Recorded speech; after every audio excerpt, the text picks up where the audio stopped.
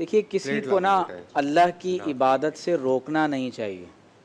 قرآن مجید میں اس کی مذمت کی گئی. افرأیت الذی ینہا عبدا اذا صلی، کیا آپ نے ایسے شخص کو دیکھا کہ وہ اللہ کے بندے کو نماز پڑھنے سے روکتا ہے؟ تو کبھی کسی کو نماز پڑھنے سے کسی کو نہیں روکنا چاہیے. دوسری ایک اہم بات یہ ہے کہ حضرت عثمان غنی رضی اللہ تعالیٰ عنہ جب کسی قبر کے پاس کھڑے ہوتے تھے تو زار و قطار روتے تھے. ان سے پوچھا گیا تو جواب یہ دیا گیا کہ آپ علیہ السلام نے فرمایا کہ قبر یہ آخرت کی پہلی منزل ہے، یا تو جنت کا باغ بنے گی یا جہنم کا گڑھا بنے گی.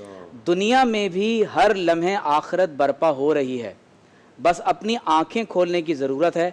ایک حدیث پر میں یہ بات مکمل کرنا چاہوں گا کہ ایک بڑا اہم سوال کیا گیا کہ کافروں کے لیے کیا ہے. اس بارے میں ایک اور سوال یہ کیا جاتا ہے کہ جس شخص تک دعوت ہی نہیں پہنچی، وہ کسی جنگل میں تھا، کسی صحرا میں تھا، انٹارکٹیکا میں تھا، اس تک دعوت نہیں پہنچی تو کیا ہوگا؟ تو شیخ اکبر محی الدین ابن عربی رحمۃ اللہ علیہ نے ایک حدیث نقل کی ہے کہ وہ لوگ جن تک اسلام کی دعوت دنیا میں نہیں پہنچی تو قیامت کے دن اللہ تعالیٰ ان سے حکماً فرمائے گا کہ تم جہنم میں داخل ہو جاؤ. تو جو جہنم کی طرف ایک قدم بڑھا دے گا تو اللہ تبارک و تعالیٰ اس بات کو ظاہر کر دے گا کہ یہ میرے حکم پر دنیا میں بھی عمل کر لیتا. اگر اس تک پہنچتا اللہ کیا حساب ہے، اللہ تعالیٰ اسے جنت میں داخل فرمائے گا. واہ واہ واہ واہ واہ، اللہ تعالیٰ اسے جنت میں داخل سبحان اللہ.